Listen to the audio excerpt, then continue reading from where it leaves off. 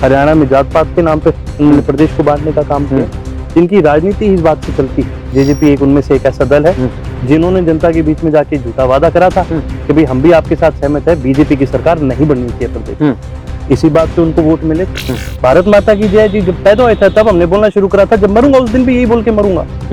पर मोदी मुर्दाबाद और बीजेपी मुर्दाबाद ये बोलने से मैं देशद्रोही नहीं होता, और बड़ा खुल करके मैं ये बोल सकता हूँ, मोदी मुर्दाबाद और बीजेपी मुर्दाबाद। आपने कहा कि देवीलाल का खून आपकी रगों के अंदर है, लेकिन सरकार गठबंधन की है, उनके अंदर भी तो देवीलाल का खून है। एक चीज देखो, आपके सारे प्रदेश के किसान बॉर्डर पर बैठे हैं, आपके हाउस में सेशन चल रहा है और आप बात ही नहीं करना चाह रहे उस पर, तो ये कैसा हाउस है? अभय सत्य है, अभय सत्य है, तो क्या पूरा प्रदेश असत्य है, झूठा है? मंत्रियों की आपस में नहीं बनती, मंत्रियों की छोड़ो, एमएलओ के आपस में नहीं बनती, अरे गठबंधन के पार्टनरों के आपस में नहीं बनती। मोदी जी आके बड़ा बड़ा चिल्लाया नहीं करते थे, भाइयों बहनों कोई पेट्रोल का दाम कम हुआ कि नहीं हुआ, भाइयों बहनों गैस का दाम कम हुआ कि नहीं हुआ।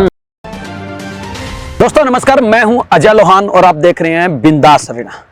खास शख्सियत में आज हमारे साथ मौजूद है इनेलो के युवा नेता अर्जुन चौटाला। अर्जुन जी, स्वागत है आपका बिंदास अरेना। बहुत बहुत धन्यवाद सर। वैसे तो बहुत सारे क्वेश्चन है अर्जुन जी पूछने के लिए, लेकिन सबसे पहले हम हरियाणा के सबसे ज्वलंत मुद्दे की बात करेंगे, किसान आंदोलन की। कैसे देखते हैं आप किसान आंदोलन को एक युवा होने के नाते? देखिए, मैंने हमेशा ये बात कहीं पर भी मंच पे गया हूँ, मैं कहीं पर भी गया हूँ, मैंने हमेशा एक बात की। पहली बात तो ये सिर्फ हरियाणा का मुद्दा नहीं है, ये सारे देश के किसानों का मुद्दा है। और ये सारे देश के किसानों का मुद्दा नहीं है, ये सारी देश की जनता का मुद्दा है। इसका कारण ये है कि आपको एक उदाहरण मैं देता हूँ। तो सरकार ने, मोदी जी ने बड़ा ठोक के कहा था, भाई पहले तो आधे देश को बोल दिया कि भाई तुम अपनी गैस की सब्सिडी कम छोड़ दो, मैं गरीबों को गैस सब्सिडी में दे पाऊंगा। बिल्कुल। फिर इन्हें गरीब की गैस भी काट दी। उसी प्रकार से ये मुद्दा भी जो ये गैस वाला मैंने आपको बताया, ये मुद्दा दर्शाता है कि किस प्रकार सरकार किसानों के मुद्दों को लेती है।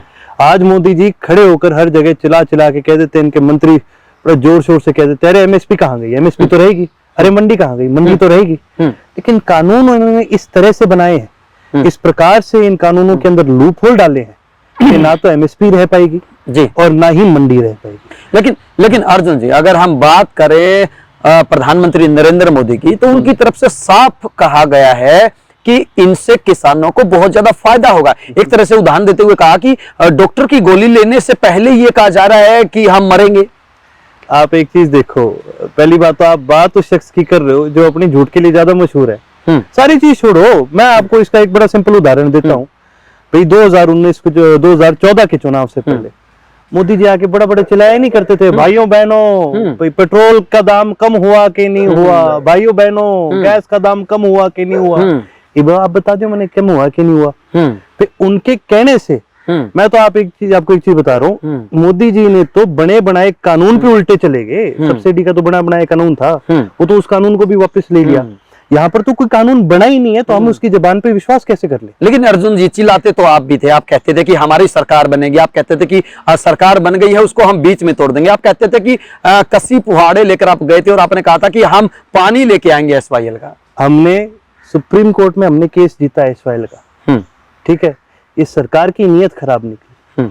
सरकार बनाने के लिए हमने हर प्रयास करा, हम जनता के बीच जाते रहे, हमारा धर्म है। जिस परिवार से मैं बिलोंग करता हूँ, आप एक तरह से यूं कह लो, जननायक चौधरी देवीलाल का खून मेरी रगों में दौड़, उसी वजह से भी मेरे को एक बहुत बड़ी अपॉर्चुनिटी भी मिली है, मेरे को बहुत बड़ा प्लेटफॉर्म भी मिला है। और कहीं ना कहीं ये मेरा धर्म भी बनता है कि जहां मेरे को इतने मौके मिल रहे हैं, जहां मेरे को जनता से इतना प्यार मिला है, मेरा फर्ज बनता है कि भी जितना हो सके भाई मैं करूं उनके लिए, जितना हो सके मैं अपने प्रदेश के लिए करूं, अपने देश के लिए करूं। आपने कहा कि देवीलाल का खून आपकी रगों के अंदर है, लेकिन सरकार गठबंधन की है, उनके अंदर भी तो देवीलाल का खून है। खून तो है, लेकिन कर्म नहीं उनके ऐसे। आप एक चीज ये देखो, सबसे बड़ा इसका उदाहरण, और मैं तो कहता हूँ जी ये सवाल ना आप परिवार के लोगों से पूछना छोड़ दो कि भी कौन सही है कौन गलत है, भाई देवीलाल कभी असली जो खून है वारिस है, ये सवाल हमारे परिवार वालों से आप पूछना छोड़ दो। आप माइक लेके जाओ एक बार हरियाणा की जनता में, लोग आपको इसका सही उत्तर देंगे, लोग आपको इसका सही जवाब देंगे। अर्जुन जी, आपको नहीं लगता कि आप अंदर की टीस निकाल रहे हैं उनके प्रति? नहीं, मेरी उनके प्रति क्या टीस होगी, सारे प्रदेश ने टीस काट दी इनके प्रति, तो मैं क्या काटूंगा? नहीं, क्योंकि ये बात मैं इसलिए बोल रहा हूँ, दुष्यंत चौटाला की तरफ से ये बात कही गई थी कि मैं जब तक रहूंगा किसानों को एमएसपी मिलती रहेगी। और अभी उनके उप मुख्यमंत्री बनने के बाद तकरीबन 4 बार फसलों की जो 6 महीने में फसल आती है उसकी खरीद हुई है, और 4 की चारों जो फसलें हैं वो एमएसपी पर खरीदी गई है। किसानों की और क्या मांग है? किसानों की भी तो यही मांग है कि एमएसपी रेट पर उनकी फसलें खरीदी जाए। उनका कहना है कि मैं जब तक रहूंगा तब तक एमएसपी रेट पर फसलें खरीदी जाएंगी। दोनों बातों में थोड़ा सा फर्क है, मैं आपको विस्तार से बताऊंगा। पहली बात तो आप ये देखिए कि भी जो एमएसपी पे जो खरीद हो रही है वो उसकी वजह से नहीं हो रही, वो इसलिए हो रही है कि मंडी पे जो किसान बैठे हैं, तो धरने पर किसान बैठे हैं, इन्होंने सरकार के ऊपर डंडा दे रखा है। पहली चीज तो ये। और दूसरी बात जो उन्होंने आप कह रहे वादा करा भी जब तक मैं रहूंगा ही होगा, वादा तो ताइंद्र को भी करा था, ठेके काट दूंगा मैं, ठीक है। वादा तो जनता को भी ये करा था कि भी मर जाएंगे लेकिन बीजेपी के साथ नहीं जाएंगे, वो वादे कहां गए? ये बात आज के दिन ये जो कहते हैं, सबसे बड़ी चीज आप ये देखो कि भाई किसी भी नेता की पहली रिस्पॉन्सिबिलिटी क्या बनती है, सरकार की तरफ नहीं बनती, कोई सत्ता बनाने की तरफ नहीं बनती, अपने मंत्रालय की तरफ नहीं बनती। कोई भी नेता जो चुन करके जाता है उसकी पहली रिस्पॉन्सिबिलिटी और सबसे बड़ी जो रिस्पॉन्सिबिलिटी है वो अपने प्रदेश की और अपने कॉन्स्टिट्यूएंसी के लोगों के प्रति बनती है। जिस दिन ये बीजेपी में गया था, लोगों ने गाड़ काट के किया था छोड़ दे इनको, हमें सरकार से मतलब नहीं है, हमें इस बात से मतलब नहीं पड़ता तू डिप्टी बन या क्या बन, तूने हमसे एक वादा किया था कि भी हम नहीं जाएंगे बीजेपी के साथ, और हमने उस वादे को मानते हुए हमने तेरे को सपोर्ट करा था। लेकिन अर्जुन जी, आज मैं वो बात कहूंगा जो शायद कोई पत्रकार नहीं कहता है। इसी बात की पड़ताल लगाने के लिए बिंदास हरियाणा की टीम दुष्यंत चौटाला के आवास पर चंडीगढ़ में पहुंची और वहां जाकर देखा कि भीड़ का तांता वहां पर लगा हुआ था। एक तरफ तो आप कहते हैं कि उनको लोग देखना नहीं चाहते, दूसरी तरफ तो फिर वो काम लेने वाले कौन लोग हैं? तो जाहिर सी बात है, लोग सरकार जब बनती है तो भाई आम जनता है वो काम तो लेना चाहेगी जी, पर सिर्फ इस बात से कि भाई मैं किसी से काम निकलूं, इसका मतलब ये तो नहीं है कि मेरे उसके प्रति कोई अच्छी फीलिंग है, या इसका मतलब ये तो नहीं है मेरे उसके प्रति कोई ऐसी फीलिंग है कि भी मैं उसको सपोर्ट करता हूँ। भाई काम तो आज के दिन सारों ने लेना है। सरकार की बहुत सारी नीतियां होगी जिनसे आप अग्री नहीं करते, पत्रकार होने के नाते, एक आम देश के नागरिक होने के नाते आपका हक बनता है। बिल्कुल, सरकार की बहुत सारी ऐसी नीतियां हैं जो देख के आपको लगता है कि यार ये सही नहीं है, मैं इनका हिस्सा नहीं बनना चाहता। टैक्स तो आप देते हो, बिल्कुल, और आपका टैक्स का पैसा उन नीतियों में जाता है, बिल्कुल, सरकार को तो आप भी सपोर्ट कर रहे हो कैसे ना कैसे करके। तो ये बात नहीं होती भाई, जिस बेचारे जो इंसान को अपने घर गृहस्थी देखनी है, अपना परिवार देखना है। अब एक चीज मैं आपको एक एग्जांपल देता हूँ, जब आप अपने घर जाते हो, शाम को बैठते हो, आपके दिमाग में कितनी बार आता है कि भाई देश में क्या चल रहा है, प्रदेश भाई, दिन में आप अपना काम करते हो तब आपके दिमाग में हर दुनिया भर की चीजें आएंगी, लेकिन घर जाने के बाद कभी तो आपको एक बार ही होगा ना यार पहले मैं मेरा परिवार संभाल लूं। तो वो यार हरियाणा की जनता क्या है भाई, लोगों को भाई दिन रात यही थोड़ी माथाफोड़ी करनी है कि भाई दिन रात इनके धरने देने हैं, दिन रात इनको गाड़ काटनी है।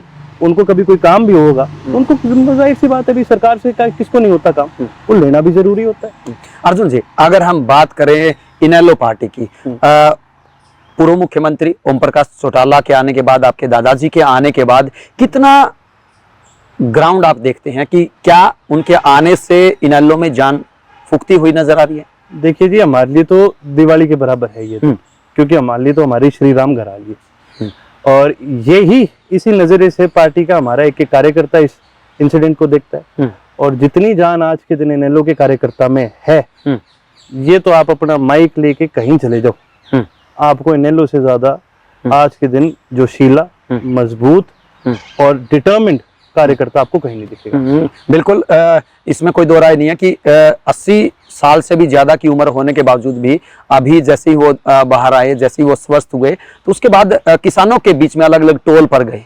ये पूरा प्रदेश जानता है और अच्छी तरह से, और कहीं ना कहीं हो सकता है कि ग्राउंड लेवल पर इसका आपको फायदा भी हो, लेकिन वहीं पर एक डोगा कांड भी हुआ। ये तो जी कहने की बात है, मेरे दादाजी 80% अपाहिज है। जब वो चल रहे थे उस टाइम, मैंने भी वीडियो देखी थी, तो एक हाथ तो उनका मेरे बड़े भाई ने पकड़ रखा था और दूसरे हाथ से वो चल रहे थे। अगर आप जाते फिरते किसी के टच हो गया, वो इस बात का इतना बड़ा पतंग बनाए, मेरे को लगता है कि ये बड़ी बेवकूफ वाली सी बात है। और दूसरी बात, देखिए हमने कोई ग्राउंड के लिए ये नहीं करा। जब पहली बार मैं बॉर्डर पे खुद गया था, मेरी शादी को महज 1 हफ्ता हुआ था, मैं मेरा खुद का ट्रैक्टर मेरे घर से, मेरे खेत से ट्राला किन्नुओं का भर के मैं लेके गया था। मैंने किसी पार्टी के कार्यकर्ता को नहीं बोला मेरे साथ चलो।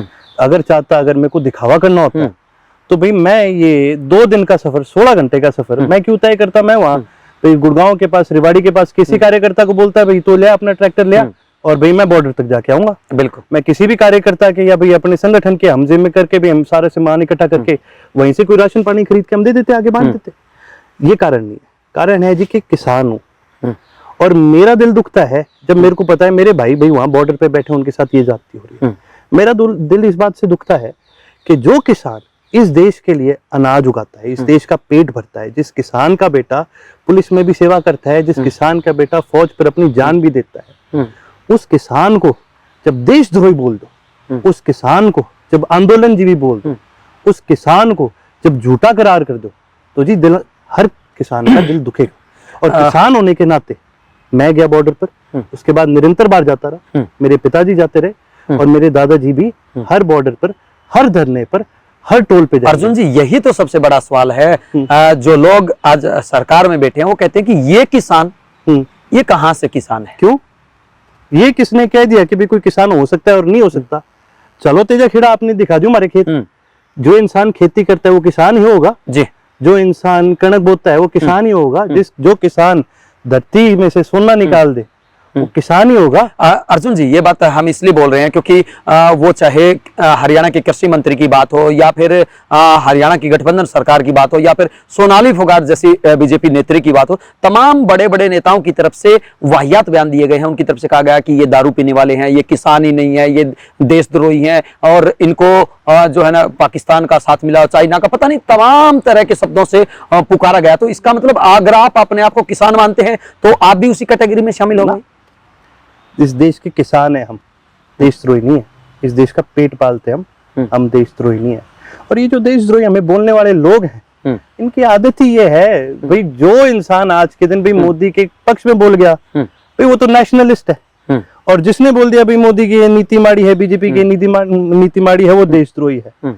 इनको ये नहीं पता इनसे पहले भी लोगों ने देश को चलाया है देश के अंदर रहकर, और सिर्फ इस बात से कोई सरकार की पॉलिसी से एग्री नहीं करता इसका मतलब वो देशद्रोही नहीं है। मैं इस देश का नागरिक हूँ और इस सरकार को बनाने में मेरा भी एक हिस्सा गया है, चाहे मैं सरकार के पक्ष में वोट करूं चाहे सरकार के खिलाफ वोट करूं। बिल्कुल, आपके पास आपका एक हिस्सा गया है। आपके पास 90 में से एक ही विधायक था, वो आपने गोद दिया। वो एक हिस्सा नहीं, एक हिस्सा जो मेरे वोट का है, चाहे मैं सरकार को मेरा वोट दूं चाहे मैं सरकार के खिलाफ मेरा वोट दूं, मेरी इस सरकार के अंदर भागीदारी है जैसे उस हर नागरिक की है जिसने। बिल्कुल आपकी भागीदारी है, वोट की भागीदारी। लेकिन अर्जुन जी, अगर पूरी बात सुनो, मैं उस सवाल पे भी आऊंगा आपके। तो जब मैंने मेरा हिस्सा निभाया है और मैंने एक देश का नागरिक होने के नाते मैंने अपना कर्तव्य निभाया है, तो क्या मेरा हक नहीं बनता कि कहीं पर अगर मैं कोई सरकार गलत लगे तो उसके खिलाफ बोल पाऊं? महात्मा गांधी ने भी एक चीज कही थी कि भी धरना और प्रदर्शन करना हर भारतीय नागरिक का हक है। हमारे संविधान में लिखा है कि ये हमारा हक है। अगर मेरे को, जो मेरे देश ने मुझे हक दिया है, अगर मैं उस हक का प्रयोग करूं तो मैं देशद्रोही कैसे हुआ? मेरे को ये बता दो। मैंने देश के खिलाफ कभी कुछ नहीं बोला। भारत माता की जय जी जब पैदा हुआ था तब हमने बोलना शुरू करा था, जब मरूंगा उस दिन भी यही बोल के मरूंगा। पर मोदी मुर्दाबाद और बीजेपी मुर्दाबाद ये बोलने से मैं देशद्रोही नहीं होता, और बड़ा खुल करके मैं ये बोल सकता हूँ मोदी मुर्दाबाद और बीजेपी मुर्दाबाद। आपने वोट की बात की, एक ही वोट था आपके पास 90 में से और वो भी चला गया। कोई बात नहीं जी, हमने किसानों को एक वादा करा था। किसानों ने कहा था कि जी कोई नेता या कोई एमपी या एमएलए हमारे बीच नहीं आया और ना ही हम चाहते कि कोई नेता हमारे बीच आए। तो चौधरी अभय सिंह जी ने बड़े खुल करके एक बात कही थी, भाई मैं नेता बाद में हूँ, एमएलए बाद में हूँ, किसी भी पॉलिटिकल पार्टी का कार्यकर्ता बाद में हूँ, मैं किसान पहले हूँ। और जो बॉर्डर पे जितने भी किसान बैठे कोई एक पार्टी के नहीं है, आम नागरिक है, सारे देश भर से लोग आ रखे हैं। उन्होंने ये कहा कि जी आप अपना इस्तीफा देके हमारे बीच आओ, ठीक है, हम चाहते हैं राजनीतिक फायदा उठाने के लिए। तो ये राजनीतिक फायदा इसके अंदर क्या है? आप एक चीज बता दो, राजनीतिक फायदा होता आज के दिन आदमी सरपंची क्या मेंबरी से भी इस्तीफा नहीं देता, ठीक है, इसका कोई राजनीतिक फायदा नहीं है। हम किसान है। मेरे पिताजी ने एक जुबान दी थी कि भी मैं अगर ये सरकार ये काले कानून वापस नहीं लेती, मैं इस्तीफा देके आपके बीच आने का काम करूंगा। मैं ऐसी सरकार का हिस्सा नहीं बनूंगा। आपने मना किया था अपने पिताजी को कि एक ही सीट है, आप रहने देना? नहीं, उसका कारण ये है कि पहली बात, हम किसान हैं, हमारा फर्ज किसानों के प्रति बनता है। और जब मेरे पिताजी ने फैसला लिया, उन्होंने अपने क्षेत्र के लोगों से बात की कि भाई मैं ये फैसला लेना चाहता हूँ, भाई मेरे को सही नहीं लगता कि भाई इस सरकार का हिस्सा भी होना चाहिए, इस हाउस का हिस्सा होना चाहिए, जो हाउस आज के दिन इन मुद्दों पे डिस्कस करने के लिए भी तैयार नहीं है। आप एक चीज देखो, आपके सारे प्रदेश के किसान बॉर्डर पर बैठे हैं, आपके हाउस में सेशन चल रहा है और आप बात ही नहीं करना चाह रहे उस पर, तो ये कैसा हाउस है? ये गलत है, ये संवैधानिक नहीं है, ये अवैधानिक हाउस है। ऐसे हाउस का उन्होंने प्रोटेस्ट में इसके खिलाफ अपना इस्तीफा दिया था। अर्जुन जी, आपके पास एक विधायक था, वो किसानों की समर्थन में चला गया। वहीं अगर हम कांग्रेस पार्टी की बात करें तो क्या लगता है जो विपक्ष की भूमिका कांग्रेस को निभानी चाहिए, वो चाहे भूपेंद्र हुड्डा की बात हो या फिर दीपेंद्र हुड्डा की बात हो, रणदीप सुरजेवाला की बात हो, शैलजा की बात हो, वो तमाम जो बड़े बड़े नेता हैं, क्या वो अपनी भूमिका निभाते हुए नजर आ रही है? इसका सवाल आप मेरे से ज्यादा अच्छी तरह, इसका जवाब आप ही के पास है। अब जब सेशन होता है और आप जब जाते हो, जब रिकॉर्ड करते हो, जब सेशन की प्रोसीडिंग्स बाहर आती है, अब वो वाली बात है क्या सेशन में जो पहले होया करती थी?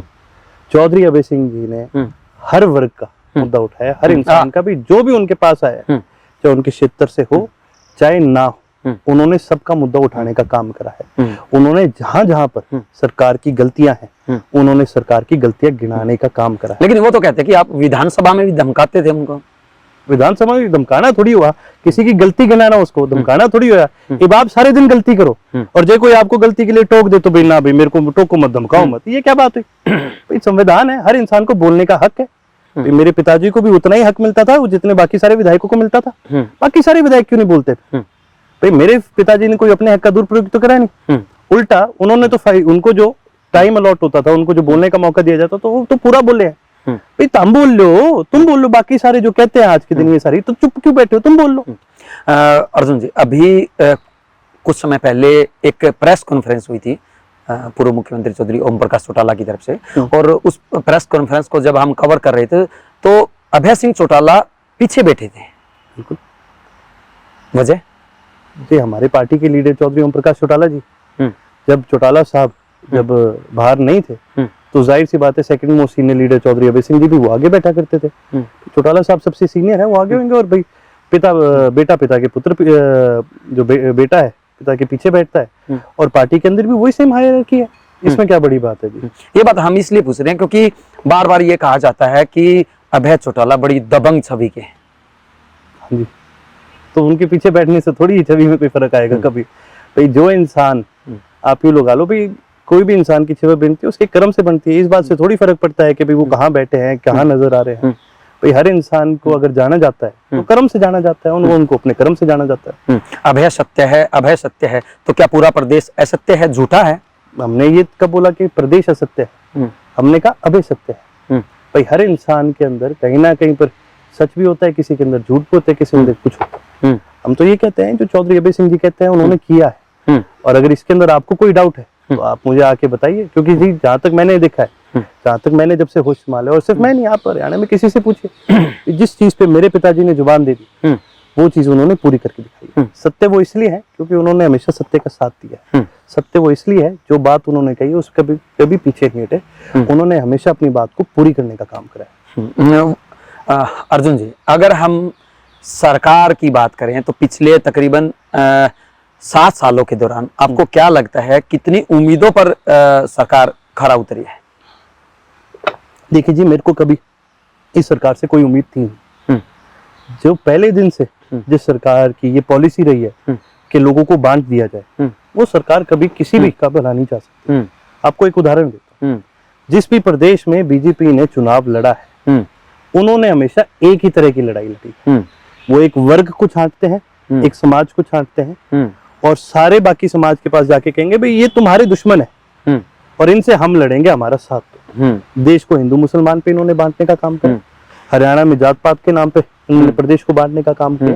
जिनकी राजनीति इस बात से चलती है और जिनकी पॉलिसी हमेशा इस बात की रही है कि किस तरह से सेग्रीगेशन को बढ़ाया जाए, किस तरह से एक वर्ग को दबाया जाए, तो वो उस सरकार की कभी भी कोई पॉलिसी बढ़िया नहीं हो सकती, वो कभी भी प्रदेश के हित में नहीं आ सकती। अब इसका मैं आपको एक और उदाहरण दूं। पहला जो राज बना वो बना, दूसरे राज में बीजेपी की 40 सीट आई। अब बहुत लोग कहेंगे जी मेजोरिटी तो बीजेपी की है, 70 मेजोरिटी ऑपोजिशन की बनी थी। भाई जो 50 सीटें आई हैं वो तो सरकार के खिलाफ आई है, चाहे वो बंट गई हो अलग बात है, लेकिन देश की प्रदेश की जो मेजोरिटी है उसने ये कहा कि भाई हम भारतीय जनता पार्टी की सरकार को नहीं स्वीकार करते। लोगों ने, कई ऐसे दल हैं, जेजेपी एक उनमें से एक ऐसा दल है जिन्होंने जनता के बीच में जाके झूठा वादा करा था कि भाई हम भी आपके साथ सहमत है, बीजेपी की सरकार नहीं बननी चाहिए प्रदेश में। इसी बात पे उनको वोट मिले थे, इसी बात पे लोग उनके साथ जुड़े थे, उनकी 10 सीटें आई और उन्होंने उन्हीं लोगों को धोखा दे, लेकिन अर्जुन गोद में जाके बैठने का काम करे। अर्जुन जी, दुष्यंत चौटाला तो कहते हैं कि हमने जो घोषणाएं की थी उन घोषणाओं में से काफी सारी घोषणाएं पूरी कर दी है। जैसे कि अगर हम बात करें युवाओं को 75% जो रोजगार है प्राइवेट सेक्टर के अंदर, वो बिल ये लेके आए हैं। और साथ ही साथ अगर हम तमाम जो महकमे दुष्यंत चौटाला के पास है उनके अगर टोटल ग्राफ की बात करें, आपके चेहरे की स्माइल बता रही है कि अंदर से कुछ आपके फूटता हुआ नजर आ रहा है, लेकिन जो सच्चाई है वो सच्चाई रहेगी। सच्चाई है वो सच्चाई रहेगी आपकी, बिल्कुल जाहिर सी बात है, मैं ये डिनाई नहीं करूंगा। सच्चाई इसमें एक ये भी है कि जो बिल आया था 75% का, आपने पूरा पढ़ा? उसके अंदर जिस भी कंपनी के ऊपर ये कानून अप्लाई होता है उस कंपनी के पास एक स्पेशल प्रावधान है, वो मिनिस्ट्री को लिख करके कह सकती है कि भाई हमारे यहाँ पर तो ये प्रावधान हम लागू नहीं कर सकते क्योंकि जो स्किल रिक्वायरमेंट है या फिर जो क्वालिफिकेशन रिक्वायरमेंट है ये पूरी नहीं होती और हम इसको एक्सेप्ट नहीं करते। इस प्रावधान में जो सरकार है वो क्या कहेगी, भाई जो 75% वाला जो ये कानून है आपके ऊपर लागू नहीं होता। दूसरी बात, आपको सीधा सा एक उदाहरण देता हूँ, आओ चलो गुड़गांव, मेन सबसे बड़ा यही था ना कि भाई गुड़गांव के आईटी में जो बाहर के लोग आ रहे हैं उन पे फर्क पड़ेगा, आओ चलो गुड़गांव देख के आते हैं कितनी कंपनियों में फर्क पड़ा है कितनों में नहीं।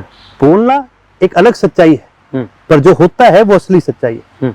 कोई बोल दे इससे कुछ नहीं होता। कानून, अब जैसे कि वही बात आ गई एमएसपी की, आप बात कर लो किसानों के, उसमें भाई सच्चाई तो एक ही है ना कि जब तक कागज पे लिख के विधानसभा के अंदर जा करके या देश की पार्लियामेंट में जाकर के वो पक्का कानून नहीं बनता बिना किसी लूप होल के, बिना किसी दोगलेबाजी के, तब तक वो कानून सच्चा नहीं हो सकता। तो उसी तरह का ये कानून है। अरे लूप होल इसके अंदर इन्होंने इतने बनाए कि भाई कोई कंपनी इसको अगर ना इम्प्लीमेंट करना चाहे तो वो नहीं करेगी। और ये जाहिर सी बात है, इस कानून को आए हुए कितना समय हो गया, आ जाओ गुड़गांव देख लो। दूसरी चीज जो आपने बोला, अलग अलग महकमे हैं, उन्होंने बातें अपनी सारी पूरी करी है, ये करी है। ताई इंदौर से जाके पूछ लो ठेका हट गया कि नहीं हटा। बार बार ताई इंदौर का जिक्र क्यों होता है? क्यों एक ही महिला को आप पिन पॉइंट करना चाहते हैं? मैं एक महिला को पिन पॉइंट नहीं करना चाहता, पर मैं उस बात को पिन पॉइंट जरूर करना चाहता हूँ जो आप कह रहे हो कि भाई बात उन्होंने अपनी पूरी करी। तो ये बात आपको भी पता है, मैं नहीं कह रहा, उनकी तरफ से दावा किया जा रहा है। दावा जिन्होंने भी करा है भाई वो दावा यही करते हैं ना भाई हम अपनी बात पे, हर बात पे हम पक्के उठे हैं। मैं आपसे कहता हूँ कि जी आप एक बार इनका मैनिफेस्टो निकाल के तो देखो और फिर देखो कितनी बातों पे ये पूरे हुए हैं और कितने पे नहीं, फर्क आपको सामने साफ दिख जाएगा। अगर हम सरकार के कामों की बात करें तो अर्जुन चौटाला की नजर में 10 में से कितने नंबर आप सरकार को देना चाहिए? इनको माइनस में दूंगा नंबर में, क्योंकि ये सरकार कहीं ना कहीं, आप एक चीज आप मतलब इतनी जलन आपको? जलन नहीं, एक बड़ा सत्ता से बाहर होने का बड़ा सिंपल सा उदाहरण है इसका और कारण आपको बता देता हूँ। भाई जब भी हम राजनीति में बात करते हैं, जब भी हम विकास की बात करते हैं तो हम बात करते हैं बिजली की, पानी की, इंफ्रास्ट्रक्चर की, कि भी किस प्रकार से ये चीजें सही ढंग से समाज के अंदर इम्प्लीमेंट करी। जब से भारतीय जनता पार्टी आई है सत्ता में, इन्होंने राजनीति, इंफ्रास्ट्रक्चर, बिजली, पानी इनसे हटा करके ये जात पात पे ले जा चुके हैं। ये हमें और पीछे खींच रहे हैं। मैं कैसे कह दूं ये सरकार हमें आगे की तरफ लेके जा रही है? जो सरकार आपको पीछे की तरफ खींचते लेके जा रही है। और इसका एक सबसे बड़ा उदाहरण आपको देता हूं। भारत के इतिहास में पिछले 7 साल में पूरी दुनिया में सबसे ज्यादा अगर कहीं पर भी इंटरनेट की पाबंदी लगाई गई है तो भारत में है। हम दुनिया की सबसे बड़ी डेमोक्रेसी है। 100 करोड़ से ज्यादा लोगों की डेमोक्रेसी, पूरी दुनिया में नहीं है ऐसी डेमोक्रेसी, लेकिन ये ऐसी डेमोक्रेसी है जहां पर पत्रकारों को अरेस्ट किया जाता है, जहां पर जो सरकार के खिलाफ आवाज उठाने वाले लोग हैं उनके ऊपर स्पाईवेयर लगा के उनके ऊपर क्या कहते हैं, उन पे स्पाई करने का काम करती है सरकार। ये वो सरकार है जो एक लड़की से डरती है। एक आपको याद होगा, एक बैंगलोर का केस था, बिल्कुल, जिन्होंने वो शेयर करी थी, आपकी ट्विटर के थ्रू वो शेयर हुई थी, फाइल शेयर हुई थी कि भी किस तरह से किसानों की मदद करी जाए। अर्जुन जी, मुझे तो वो भी याद है कि अभी 2 दिन पहले जब मुख्यमंत्री का धन्यवाद करने के लिए बुलाया गया तो केवल चुनिंदा जो लोग हैं, चुनिंदा जो पत्रकार हैं, जो सरकार के फेवर में कह सकते हैं हम, सिर्फ वही गए। उस बात पे भी ऑब्जेक्शन उठा कि केवल उन्हीं लोगों को बुलाया गया। आप ये एक चीज देखो, मतलब कितने अचंभे की बात है कि ये तो ऐसी सरकार है जो बच्चों से भी डरती है। केरला के अंदर एक स्कूल के अंदर बच्चों ने क्या करा था, एक प्ले करा था, किसी भी स्कूल के अंदर प्ले होता है, तो उस प्ले में बच्चों ने किसानों की आवाज उठाने का काम करा। बकायदा उन बच्चों के माँ बाप से और उन बच्चों से पूछताछ करने पुलिस आई है। मतलब कितनी शर्म की बात है यार, आप 11-11, 12-12 साल के बच्चों से आज डरते हो, कितनी शर्म की बात है। मतलब आज आप लोगों से इतना भयभीत हो, आप लोगों से इतना ज्यादा डरते हो कि मतलब कोई अगर बोल दे कि यार ये बात मेरे को जच नहीं रही तो सीधा देशद्रोही हो तुम, ये हो तुम, मकार हो, तो उस पर केस भी ठोक दोगे। कितने किसानों पे NIA के केस आए थे, क्या निकला उनमें? आप इतना लोगों से आज के दिन डरते हो कि लोग अगर थोड़ा सा भी यूं कह दे कि यार मेरे को ठीक नहीं लग रहा, तो आप हर वो दुनिया का प्रयास करोगे उनकी आवाज दबाने का। तो आप मेरे को अब एक चीज बताओ, क्या ये फॉरवर्ड थिंकिंग है? क्या ये विकास है? ये तो हमें पीछे घसीटने का काम कर रहे हैं। ये तो उस जमाने की बात होगी। आपने कहा कि बीजेपी लोगों को जात पात के आधार पर बांट रही है, इसलिए आप सरकार को कोई तवज्जो नहीं देते हैं, वो चाहे गठबंधन सरकार की बात हो। आपने कहा कि कांग्रेस की जो भूमिका होनी चाहिए थी वो भी खत्म है, वो भी खत्म। तो फिर आखिरकार प्रदेश चलाएगा कौन? आप बता दो, प्रदेश चला कौन रहा है? आपको प्रदेश के अंदर कहीं पर भी गुड गवर्नेंस अगर दिखे, और मैं तो आपके माध्यम से सभी अपने साथियों से पूछना चाहूंगा, सारी जनता से पूछना चाहूंगा, अगर आपको प्रदेश के अंदर कहीं पर भी गुड गवर्नेंस दिखती है तो मेरे को बताइए। क्योंकि आज के दिन हमारे प्रदेश में हाल इतना बुरा है कि कौन सी पॉलिसी कहाँ इंप्लीमेंट हो रही, कैसे हो रही है, अफसरों को तक नहीं पता। आज के दिन ये सरकार ऐसी है। अपने अफसरों की बात की है, होम मिनिस्टर की तरफ से एक बयान आया है कि अधिकारी ये न समझे कि मुख्यमंत्री और होम मिनिस्टर के बीच में तनाव है, तनातनी है या उनकी बनती नहीं, इस वजह से वो कामों को न लटकाएं। यहां तक की स्टेटमेंट देने की बात आ रही है। सरकार के मंत्रियों के आपस में नहीं बनती, मंत्रियों की छोड़ो, MLO के आपस में नहीं बनती, अरे गठबंधन के पार्टनरों के आपस में नहीं बनती। मतलब इसीलिए आपके लड्डू फूट रहे हैं मन में? मेरे लड्डू नहीं फूट रहे, हमें दुख होता है ये चीज देख के, और हम कर रहे हैं इस चीज को लेके। हमने एक फैसला किया कि भी घर घर जाएंगे, गांव गांव जाएंगे, हर साथी से मिलने का काम करेंगे, संगठन में उनको जोड़ने का काम करेंगे, और दोबारा प्रदेश के अंदर चौधरी ओम प्रकाश चौटाला का राज बनाने का काम करेंगे। और जिन नीतियों पे जननायक चौधरी देवीलाल ने हरियाणा का विकास करा था, उन नीतियों पे दोबारा हरियाणा के अंदर विकास लाने का काम करेंगे। अंतिम प्रश्न अर्जुन जी, हाँ जी, अभी कुछ समय के बाद हो सकता कि एलनाबाद चुनाव आ जाए, तो क्या रहने वाला है? क्या इनेलो वहां पर अपना दमखम दिखा पाएगी? दमखम नहीं जी, आप आओ, यहाँ बात हार जीत की नहीं है, हमारी लड़ाई तो मार्जिन की है। हम तो मार्जिन लेके जाएंगे जितना ज्यादा हो सके। मार्जिन तो आप विधानसभा चुनाव में भी कहते थे कि हमारा मार्जिन देखना, आप जींद उपचुनाव में भी कहते थे कि हमारा मार्जिन देखना। वो परिस्थितियां अलग थी, बहुत लोगों के मन में वहम था, बहुत लोगों के मन में कई ऐसी बातें थी। अब उस हिसाब से अगर आप बात करो तो वो वही जींद है। साल पहले भी वही जींद के लोगों ने हमारी खिलाफत करी थी, क्योंकि उनको लगा भी हमने गलत करा। आज आप जींद जाओ और जींद पूछो गांव गांव जाके लोगों से भी किसकी गलती थी किसकी नहीं थी, खुल करके आपको बता देंगे। और रही बात है एलनाबाद की, तो देखिए जी, एलनाबाद तो वो क्षेत्र है जहाँ पर नरेंद्र मोदी भी आके चौधरी अभय सिंह को हरा नहीं पाए थे। एलनाबाद में आप जीत हासिल करने के लिए लोगों के वोट कटवा रहे हैं? हमने किसी का वोट नहीं कटवाया, ये तो जो लोग हमारे विपक्ष में हैं, ये तो उनके कहने की बात है। हमें किसी का वोट कटाने से क्या हो जाएगा? और कितने वो कोई कटवा लेगा? कोई 100 कटवा लेगा, 200, 500। आप कह रहे हो कि चुनाव का इससे फर्क पड़ जाएगा? हम यहाँ पर मार्जिन की बात करें 20-20 हजार की, उसमें 500 का कोई मैटर नहीं करता। उम्मीदवार कौन होगा? उम्मीदवार जिसका पार्टी फैसला करेगी वो उम्मीदवार होगी। कोशिश हमारी ये है कि अगर चौटाला साहब लड़ पाए तो इससे बढ़िया क्या हो सकता है। अभी उनका हमेशा से क्षेत्र रहा है, वरना इलाहाबाद की जनता ने एक चीज बड़ी साफ खुल करके कह रखी है कि भाई वोट हमारा जाएगा तो सिर्फ और सिर्फ चौधरी अभय सिंह को जाएगा। ये थे इनेलो के युवा नेता अर्जुन चौटाला, जिनकी तरफ से बहुत सारी ऐसी बातें कही गई हैं, बहुत सारी ऐसी बातें बताई गई हैं जो हरियाणा को जाननी बहुत जरूरी है। हालांकि इनकी बातों से यह भी जाहिर होता है कि आने वाले समय के अंदर इनेलो एक काफी मजबूती के साथ अपना दमखम दिखाएगी। वहीं अगर हम बात करें सरकार की, तो इनकी तरफ से सरकार को 0 नंबर भी नहीं दिए गए, बल्कि माइनस में नंबर देने की बात कही गई है। हालांकि ये तो प्रदेश की जनता ही तय करेगी कि आखिरकार इनकी बातों में कितनी सच्चाई है। ये थे बिंदास हरियाणा की खास शख्सियत में अर्जुन चौटाला। एक और शख्सियत से आपको रूबरू करवाएंगे, बने रहिए बिंदास हरियाणा के साथ। दीजिए आपके अपने साथी अजय लोहान को इजाजत। नमस्कार।